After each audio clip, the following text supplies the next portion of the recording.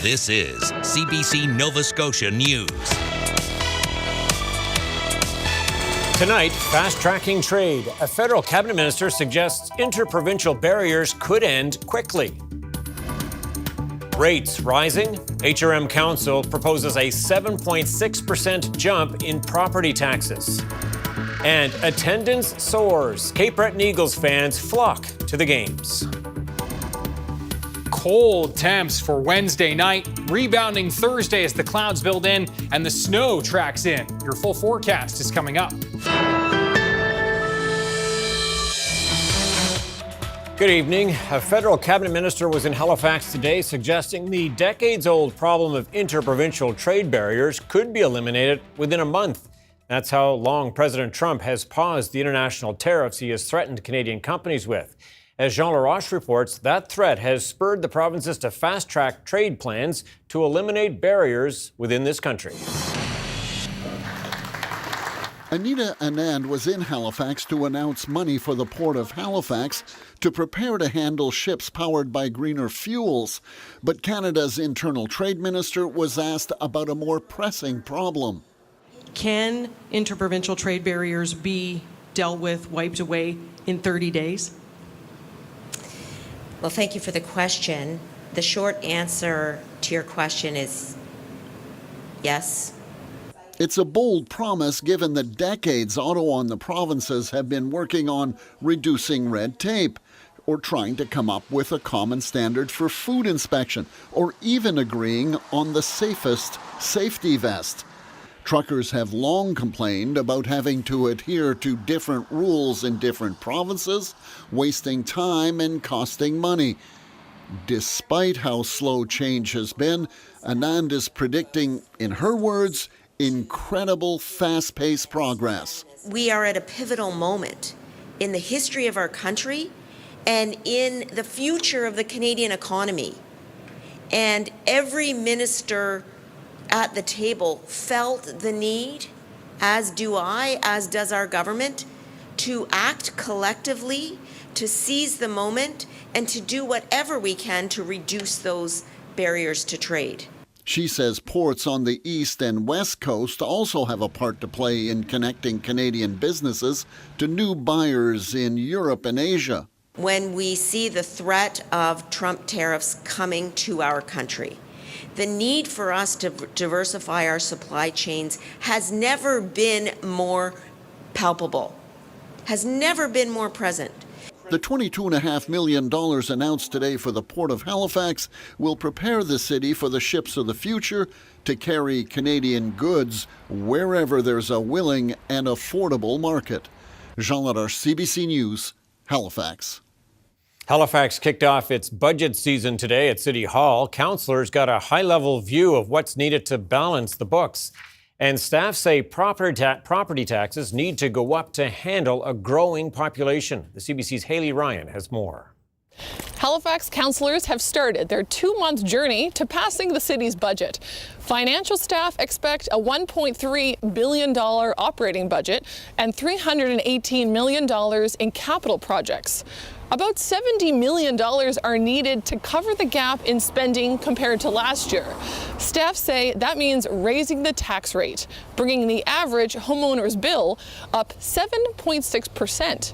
That would mean an extra $189 a year, or about $15 a month. New Mayor Andy Fillmore campaigned on freezing that tax rate. It's not at all what I'm looking for in this year's budget. Look, we have to learn to do more with less at HRM. Businesses are doing more with less. Homeowners and residents are doing more with less. And we need to do more with less. So having an affordability lens on this budget is going to be critically important. Staff say this is a transition budget year for the new council, and there's not much they can change because many big projects are baked into the budget. Those include the Cogswell district changes and future Mill Cove ferry terminal. About 11,000 people moved to Halifax last year, and staff says that means more money for services like transit, police, and fire. Road maintenance continues to be a big ticket item, as well as the new compost facility and land purchases for transit corridors. We have a lot of boots on the ground type of work that needs to be done. And as long as the assets that the municipality has to take on every year continue to increase, and as long as the population we have to serve continues to increase, there's very, very little we can do. O'Toole says cutting back services like garbage or snow clearing is really the only way to make a dent in the operating budget. Councillors will look for places to cut or add spending as the various departments bring their budgets forward in the coming weeks. The final budget will be decided in April. Haley Ryan, CBC News, Halifax. Halifax is considering 3 sites for a new municipal police headquarters. City staff say the existing downtown location has long needed to be replaced. Locations include the current Gottingen Street headquarters, which would also require Centennial Pool land across the street. The other options are in Cowie Hill and Burnside. A report will go to Regional Council for a final decision. If approved, staff will analyze all 3 options and what Halifax police need in a facility in the coming decades. Halifax has earmarked more than $180 million for the project. A Dartmouth transport company has been charged with possessing illegally caught juvenile eels. Last May, fisheries officers seized $250,000 worth of tiny eels, known as elvers, from Igloo Transport, located in Burnside Industrial Park. The charge comes as DFO is introducing new regulations at curbing widespread unauthorized fishing. Anyone in possession of elvers will need a license, so will anyone who exports them, and they have to log their inventories. The fisheries minister initially canceled last season, but widespread illegal fishing continued. The fishery is expected to go ahead this year along Nova Scotia and New Brunswick rivers. And Ryan Snoddon with us now on a chilly evening here in Nova Scotia. Cold has pushed back, and it's going to be a cold start to Thursday morning, no question.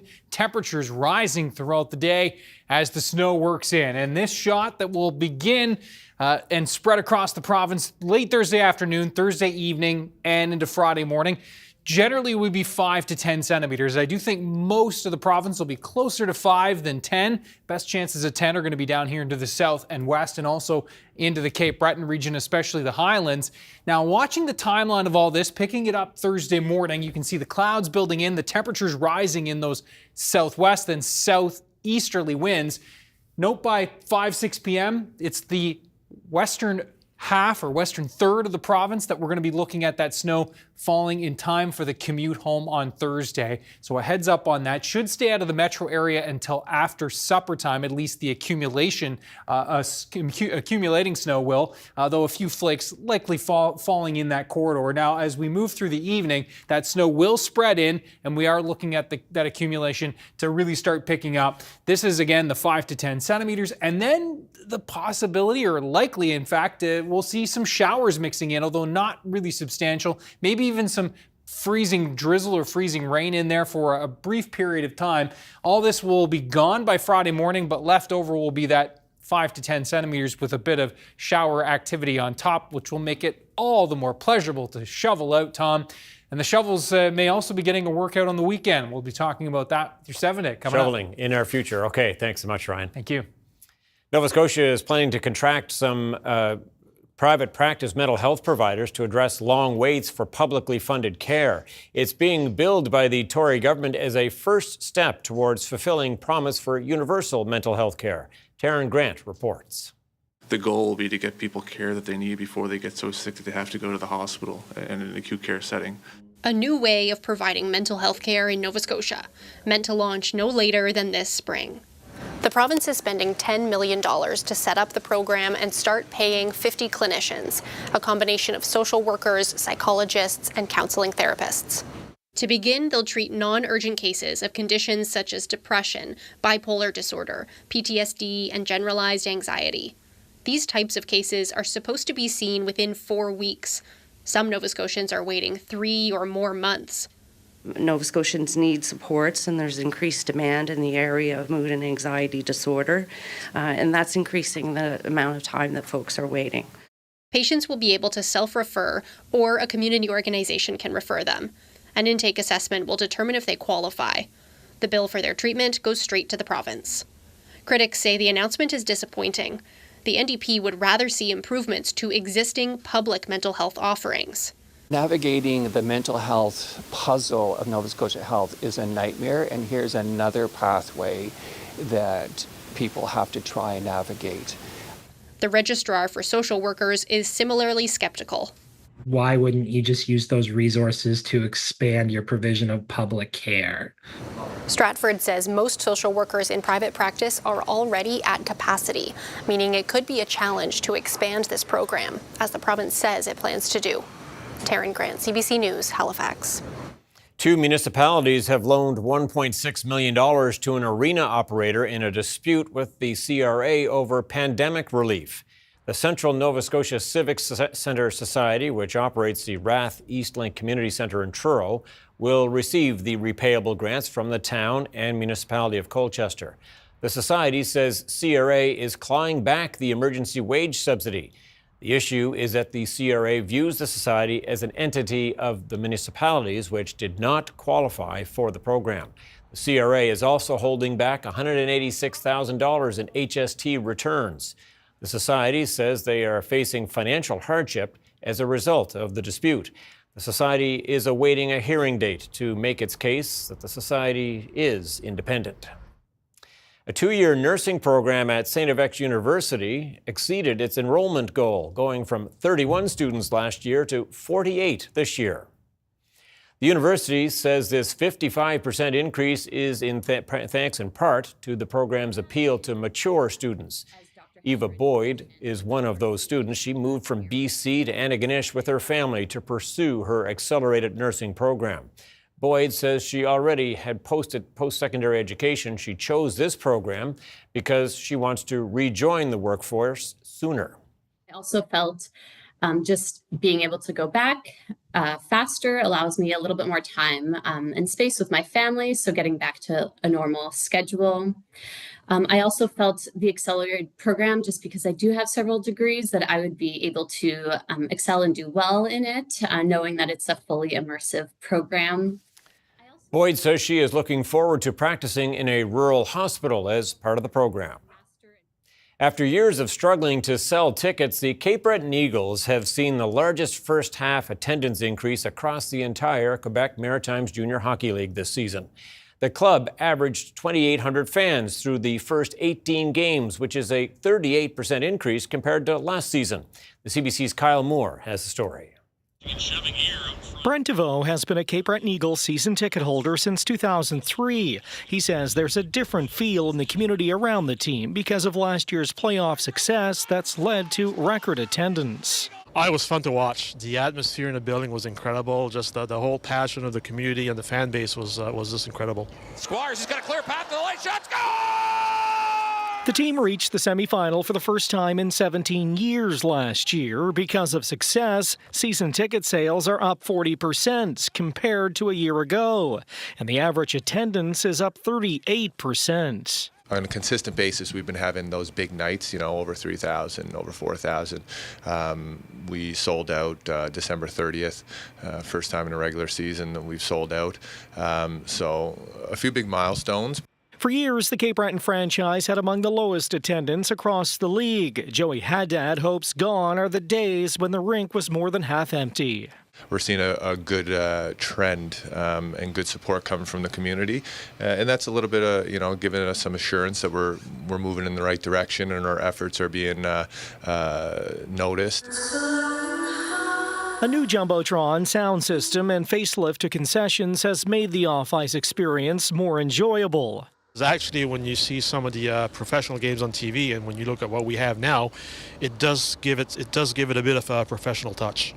On the ice, the team currently sits second in their division, with hopes of another long playoff push in the future. It's two-sided. It's one from a business standpoint. Yeah, it's great to go play long, have big crowds, but the ultimate goal is just to have it for our community. We want to have that buzz. The Eagles are back on home ice on Saturday. Kyle Moore, CBC News, Sydney.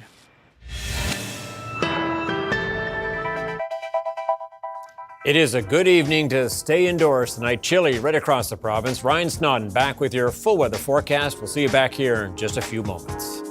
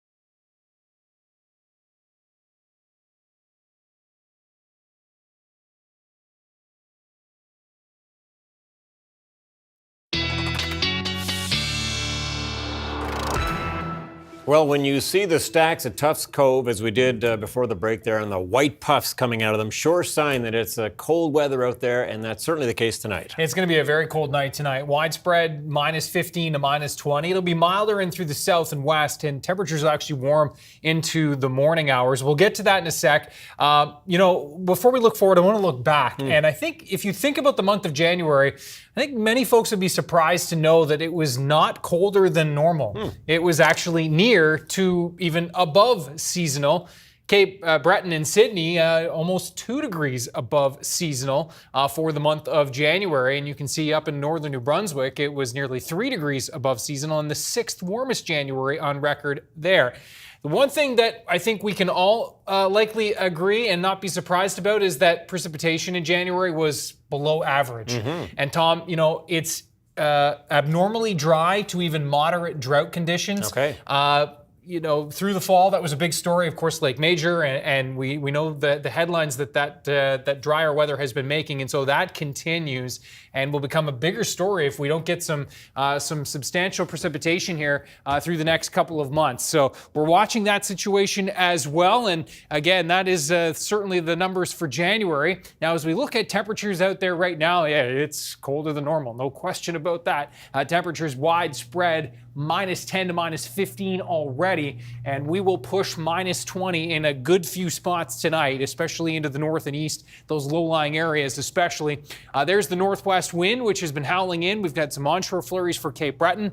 Those will taper off through tonight as this area of high pressure moves overhead and will lighten those winds. Now, off to the west, we're watching a couple of systems here, one over Alberta, one off to the south. These generally merging and will be our weather maker through the later stages of Thursday. Temperatures very chilly across Canada right now. Vancouver still at the freezing mark. The deep winter chill there for them. Now, as we look at temperatures tonight, as I said, will be in the minus 15 to minus 20 range for a good portion of us. Best chance of minus 20s are going to be here through Colchester, Cumberland, Pictou, Antigonish, and down into the eastern shore, inland, low-lying areas. Minus 8 in Yarmouth. Looks like along parts of the coast is about as chilly as it will get, though inland likely into the minus 10 to 12 range. And then those temps will start to bump up here in the southwest by morning as the light southerly winds start to kick in and warm things up. A very cold start elsewhere, though. And as you can see throughout the day, increasing clouds. And we'll run you through this timeline again. Looks like by the time most of us are home for supper, we'll get home without the snow falling and accumulating. Now, that's going to be not the case for the Trot County area, the South Shore, into the Valley, and in through the Caledonia area, New Ross. These areas are most likely to see that accumulating snow before supper time on Thursday. That snow will then spread in, and by 8 o'clock, on the doorstep of Cape Breton and then rolling in through the rest of the evening. We'll pick up that timeline in a sec, and you can see temperatures minus 4 to minus 6 across the east for tomorrow. Temperatures minus 2 to minus 4 for Thursday in through central, and as mild as minus 1 to minus 3. Those winds becoming southeasterly, gusting 40 to 50 kilometers per hour as this system does track through. And again, some patchy freezing rain possible before a brief change over to showers. We're really not looking at much in terms of amounts of rain here, less than 5 millimeters. So the snow lovers don't have to worry too much. Though temperatures will be mild on Friday as well. Not really too concerned about the snowpack, especially as we'll be adding to it Thursday evening, overnight into Friday. Generally 5 to as much as 10 centimeters of snow. I think we'll be closer to 5 in most cases. Friday's going to be mild, 3 to 6 degrees, as we just said. We'll see a couple of sunny breaks, a few passing showers, and maybe a few flurries as those temperatures are going to be borderline. And then our next system here, rolling into the Great Lakes on Saturday night, rolling south of us on Sunday.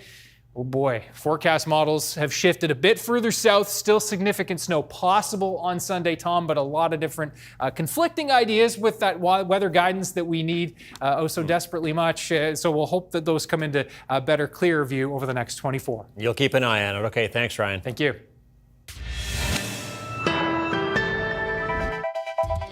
Coming up, looking to buy local, why shopping close to home is more important than ever for Nova Scotians.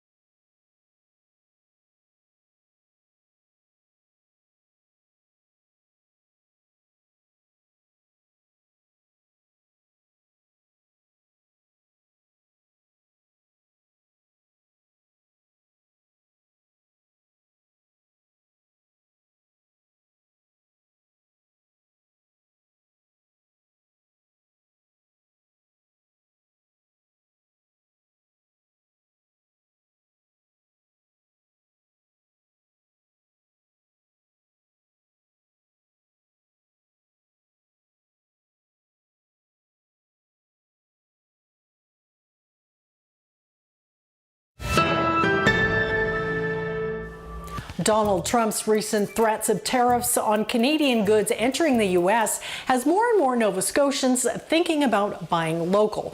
And for more on this, I'm in Windsor with Sheena Russell, owner of Made with Local. Yeah. So first off, what have the past few weeks been like for you?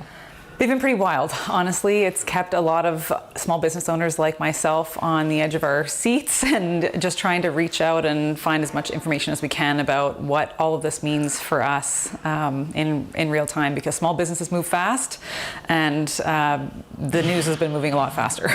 Well, local is right in your name.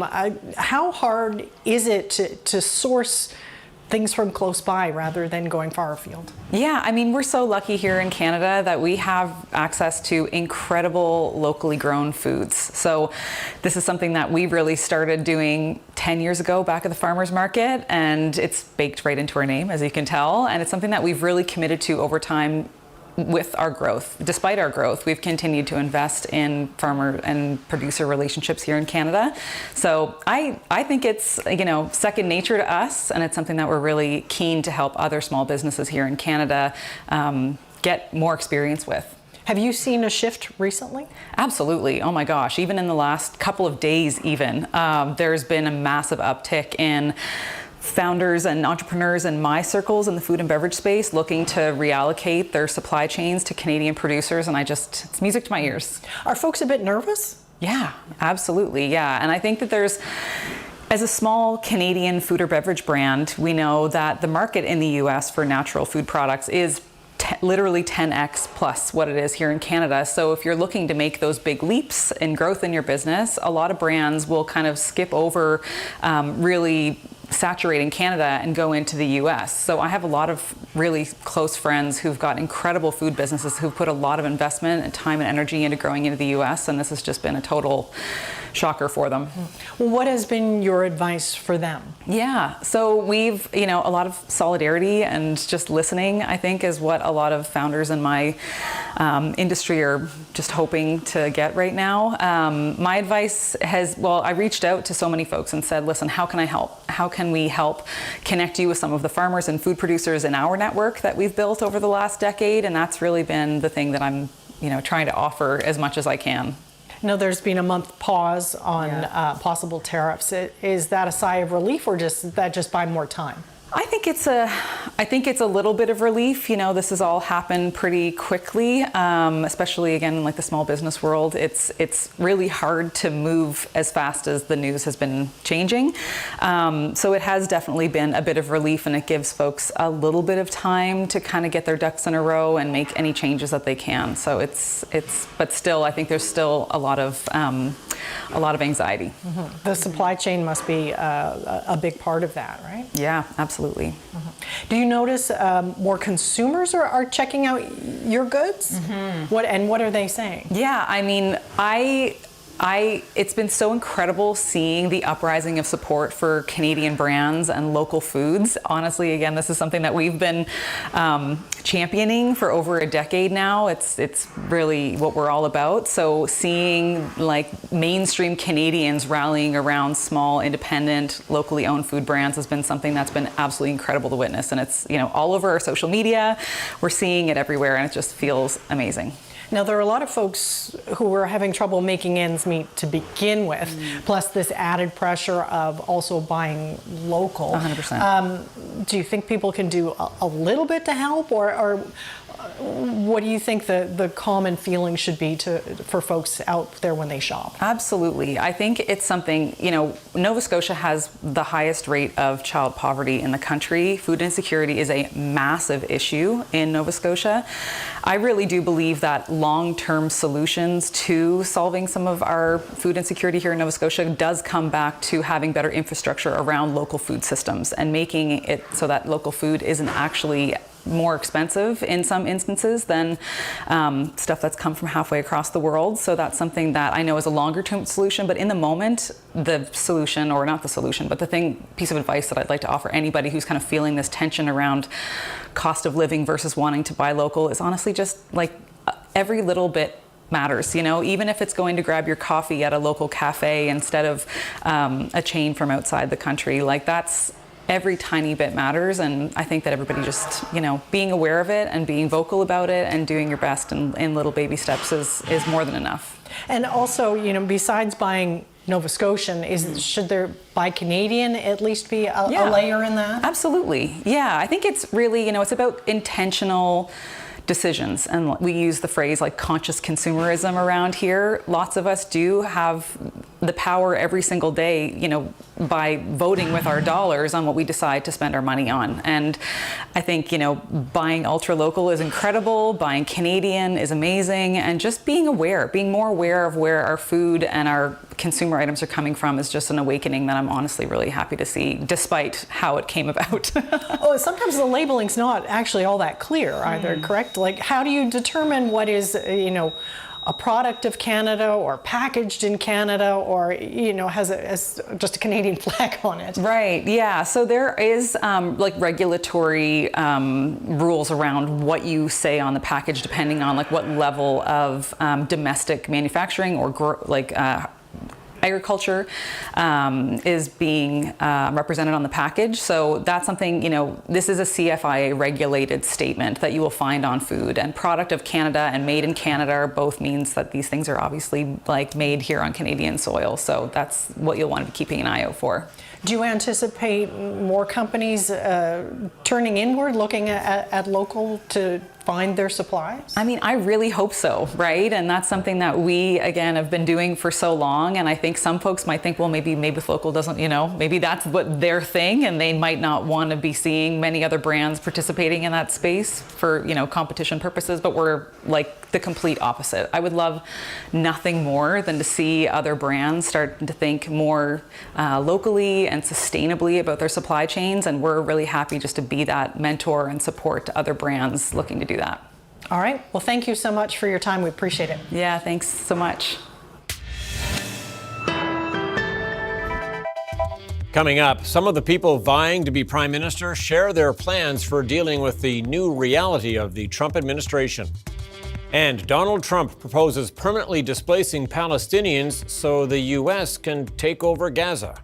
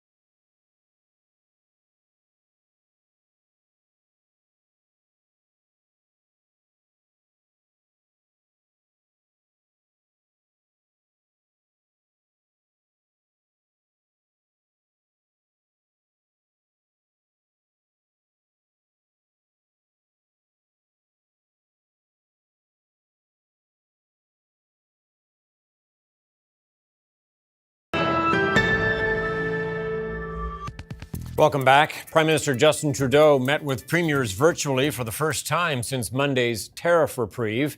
Officials at both federal and provincial levels are working on trying to prevent Donald Trump from starting a trade war for good. But as Olivia Stefanovich reports, they're not the only ones pitching ideas. Merci beaucoup. With the U.S. president keeping up the pressure, Conservative leader Pierre Poilievre is unveiling his own plan to tackle one of Donald Trump's biggest irritants. We should crack down on drugs, not to please President Trump, but to ensure that not one more mother has to bury her face in her hands on learning that her son died of an overdose. Poilievre is pitching mandatory life sentences for anyone convicted of selling 40 milligrams of fentanyl, enough to kill 20 people, and a 15-year sentence for traffickers found to be selling smaller quantities. We will lock them up and we will throw away the key. Everyone smiles. Poilievre isn't the only one making bold new promises as Trump's tariff threat lingers. My government would work to reach 2% of GDP in defense spending by the end of this decade. Liberal leadership candidate Mark Carney pledging to meet Canada's NATO defense spending commitment by 2030, 2 years earlier than the current plan, heavily criticized by Trump. I will do whatever it takes to strengthen our economy and to protect Canadians. Meanwhile, the Prime Minister held a 90-minute call with premiers, the first since Trump agreed to pause tariffs. As long as Donald Trump is president, the risk of tariffs will never go away. This is a game to him. He wants to break Canada. 2, 1.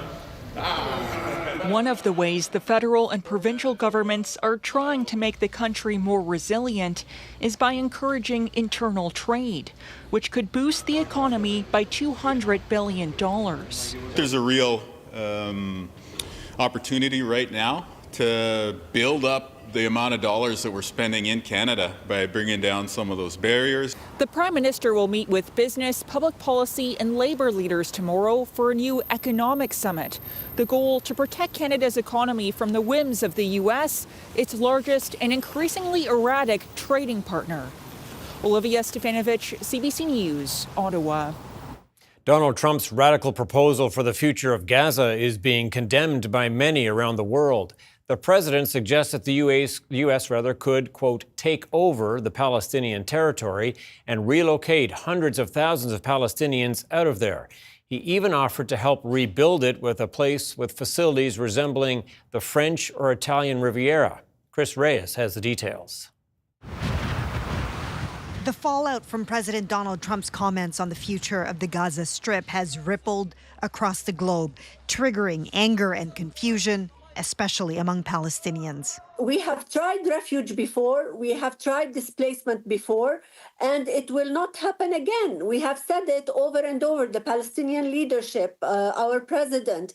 People have made it very clear that we will not leave our land. In Gaza, Trump's proposal to take over the Strip and relocate Palestinians in neighboring countries is being taken very seriously, but also met with resistance. I do believe that Trump was the most courageous U.S. president who has previously taken bold decisions regarding the Middle East. This is our country and we can't leave it in all circumstances.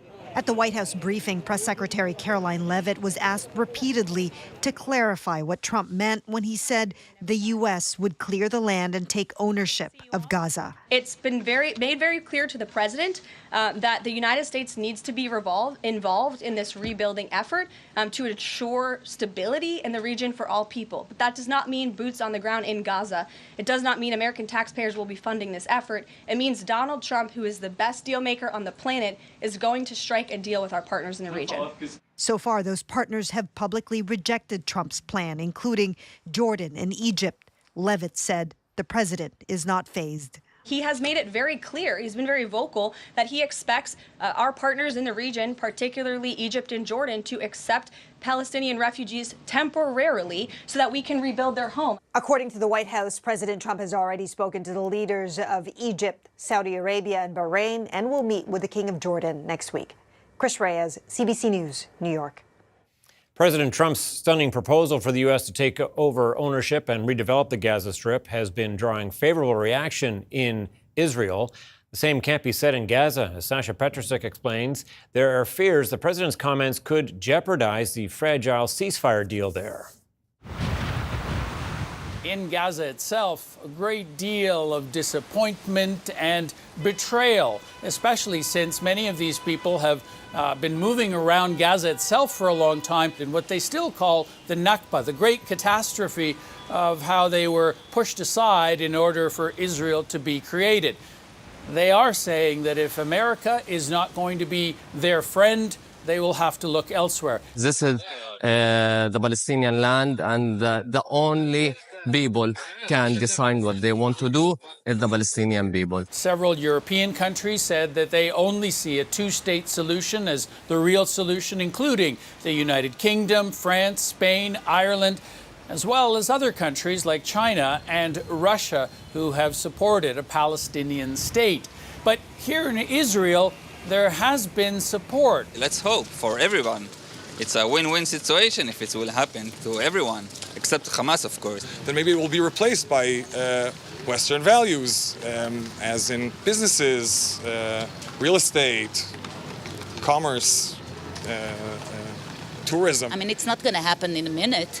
Maybe we tried so many things. We gave them land. We did the Oslo. So what do I say? I think he has a point. Now, all of this, though, is begging the question, what will happen to the current ceasefire arrangement, which needs to be negotiated, needs to be continued if, in fact, this war is going to end and if, in fact, all of the Israeli hostages are going to come home. The current phase will not achieve that, and Trump said he wants it to end, partly so that the reconstruction can start. But this places one more issue as a roadblock to that, and Hamas says it could, in fact, lead to more violence. Sasha Petrusik, CBC News, Jerusalem. A second U.S. federal judge has temporarily halted Donald Trump's executive order on birthright citizenship. The Maryland judge has blocked Trump's effort to scrap long-standing government policy that anyone born in the U.S. is automatically a citizen. Using a new interpretation of the U.S. Constitution, Trump had moved to deny citizenship to the U.S.-born children of non-citizens in the country. 4 states and a number of groups are suing the Trump administration, saying citizenship of all people born in the U.S. is expressly protected by the 14th Amendment. As part of the deal with Donald Trump to delay U.S. tariffs, the Prime Minister committed to designating Mexican cartels as terrorist organizations. While the scope of their influence in Canada is still unclear, there's evidence their reach is expanding in this country. Thomas Dagler reports. This is what police say Mexican drug cartels are slipping into Canada. $83 million worth of cocaine, destined for every corner of the country, and recently traced to a murderous cartel making inroads here. They were prominent. I mean, if you look at what we have here right now, this is a large load. In a new pledge, the Prime Minister announced Ottawa will list cartels as terrorists, just one of the efforts to ward off U.S. tariffs, as the Trump administration issues this fresh warning. The Mexican drug cartels are rapidly expanding in Canada, and that's a danger. Cartels are known to smuggle truckloads of drugs across the U.S. border and into Canada. But a recent bust in BC suggests they're also producing enough here to send abroad. At this super lab, police say the chemicals seized would have amounted to nearly 100 million doses of fentanyl. The fact that they are here, I will say thriving, it is dangerous for sure. Journalist Luis Najera investigated the cartels in Mexico and fled to Canada. He sees their growing influence here, with criminal groups exploiting Pacific and Atlantic ports and laundering millions. It has been significantly increasing, of course, because of the advantages that Canada offers. But experts wonder what help will come now, with a trail of murders left behind, including the cartel-linked shooting of an innocent Indian couple in Ontario, still unresolved. The benefit of designating the cartels is primarily a political one in terms of appeasing Trump and signaling to our American allies that we are willing to play ball. The public safety minister insists the move will help authorities track the cartel's money and disrupt their operations once they're listed as terrorist groups alongside ISIS and Al-Qaeda. Thomas Dagg, CBC News, Toronto. Tackling fentanyl coming across the border is one thing, but experts say a true crackdown has to include targeting how drug groups move and hide their dirty money. And for Canada, that's been a long-standing weak spot. Nisha Patel reports. The fentanyl coming through Canada is massive. The U.S. president says if Canada doesn't crack down on drugs at the border, he'll invoke tariffs, crippling the economy. So the Prime Minister has promised to act, including cracking down on money laundering. According to a Canadian Police Intelligence Service, as much as $113 billion was laundered through Canada last year. Much of it by the nearly 100 organized crime groups that produced fentanyl in this country. Legislation has simply not kept up with the way this space has evolved over the last 25 years. It's just not been a priority for the government. Experts say criminals are drawn to financial rules that are more lax compared to the U.S. There's less oversight, so they can more easily hide dirty money. Even if you get caught, the penalties are relatively minor. Even before Trump's threat, Ottawa proposed larger financial penalties for companies that don't follow anti-money laundering laws. This after TD Bank was fined $3 billion by American authorities for failing to stop fentanyl traffickers from laundering millions of dollars through its U.S. branches. Banks, other financial institutions, securities dealers, jewelers, gold dealers, casinos. It's a huge problem in the sense of it's so pervasive and there are so many ways to do it. Michael Ecclestone helps businesses monitor suspicious financial activity. He says there are big gaps in how Canada deals with money laundering compared to the U.S. A lack of resources and a lack of focus is the amount of prosecution. Canada has pledged to launch a joint strike force with the U.S. to combat money laundering. The federal government has also promised to create a financial crimes agency to boost enforcement, but that's almost 3 years overdue. Nisha Patel, CBC News, Toronto. The U.S.-Canada trade tensions are forcing automakers on both sides of the border to rethink their trade relationship. As the CBC's Leisha Shing tells us, concerns over the deeply integrated cross-border industry have auto manufacturers looking for ways to become more self-sufficient.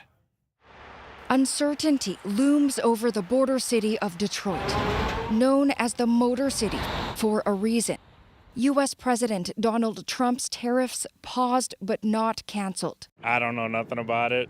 I just hope they figure it out. It's just affecting obviously everyday life, which is hard. We never had a problem with the north borders. It was the south. On the other side of this river, Windsor, Ontario, two cities working as one with parts suppliers and assembly plants on either side. So integrated, a single car will cross the Canada-U.S. border multiple times in the manufacturing process. Tariffs would amplify production costs and ultimately prices for the consumer.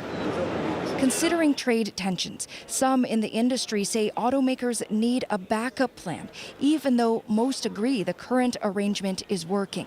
We're going to have to look at trading with other partners, but at the end of the day, I hope we don't have to go there. Well, I think they'll listen. Industry groups in Michigan are thinking the same. I'm sure there will be some adjustments to supply chain to make it as solid as possible. Does that mean looking elsewhere other than Canada? Well, I hope not. That means they need to localize things more. They may have to do that. By localize, he means moving manufacturing to the U.S., but dismantling a decades-long partnership won't be easy. It's not feasible. And the reality is the U.S. does depend on Canada and Mexico for a significant component of not just vehicle parts manufacturing, but final assembly. The auto companies just can't change overnight and decide they're going to start building plants here and there and laying off workers. There's another consideration in all of this. Analysts say the North American auto industry is much stronger together, and if that relationship is eroded or severed, it could give competitors like China a major advantage. Lisa Sheng, CBC News, Detroit.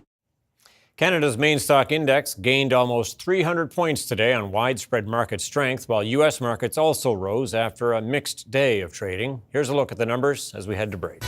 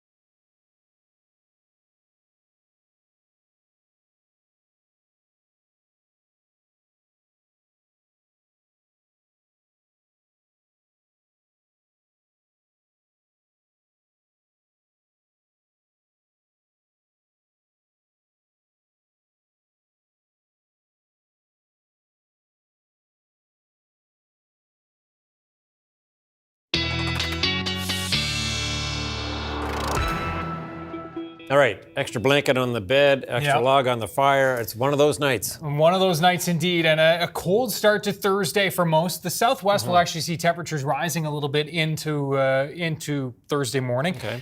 Then that snow will roll in throughout the afternoon. We'll run you through the timeline one more time, but first, our viewer picture of the day.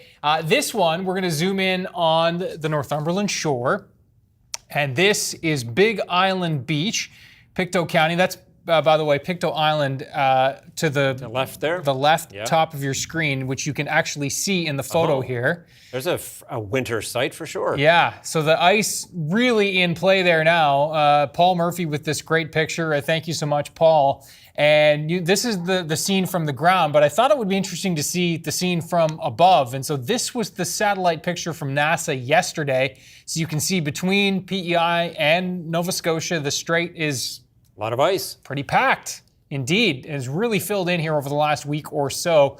And so great to see that. Thanks to Paul for that. Ryan's picks at cbc.ca, and thanks to NASA as well for keeping an eye on things from above. There's the snowfall outlook beginning Thursday afternoon, Thursday evening, overnight, and into Friday.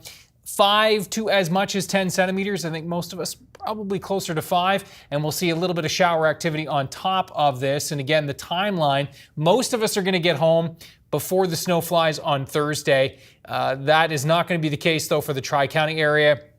Lunenburg, the valley, starting to see that snow. Halifax, supper time is looking likely to be the arrival. If it's an hour early, though, that could certainly impact things. So just a heads up on that. And that snow will then spread in with a quick mix to a few showers with temperatures milder on Friday. All right. Well, this next story sounds like a bit of a movie for sure. The European Space Agency says it's closely monitoring an asteroid that could hit Earth in about 7 years. Let me tell you, the most likely scenario is that by the time we lose sight of the object in April this year, the impact probabilities will have lowered enough not to worry about this object anymore. Well, that'd be good, wouldn't it? Asteroid 2024, YR4 as it's called, was recognized as a potential threat last December. Experts believe it has nearly 99% chance of safely passing by Earth in 2032, but they cannot completely rule out a 1% possibility of impact. The space rock is estimated to be between 40 to 90 meters across. Early data suggests an impact velocity of more than 17 kilometers per second. A hit could release energy ranging from 5 to 50 megatons. Scientists plan to discuss a global response if the probability stays above 1%. All right, stay tuned. That's it for us tonight. Thanks so much for watching. We'll see you next time. Good night.